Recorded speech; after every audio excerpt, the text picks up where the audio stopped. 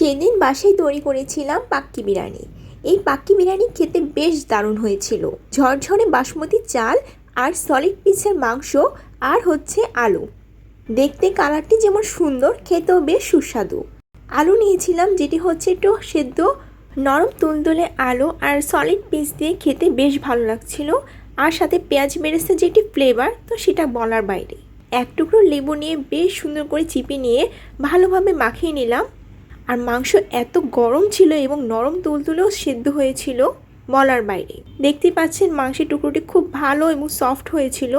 এখন আলু ভেঙে নরম তুলতুলে আলু দিয়ে বাসমতি চাল আর নরম তুলতুলে মাংস দিয়ে ভালো করে মাখিয়ে আমার এই বিরিয়ানি খাওয়ার আয়োজন।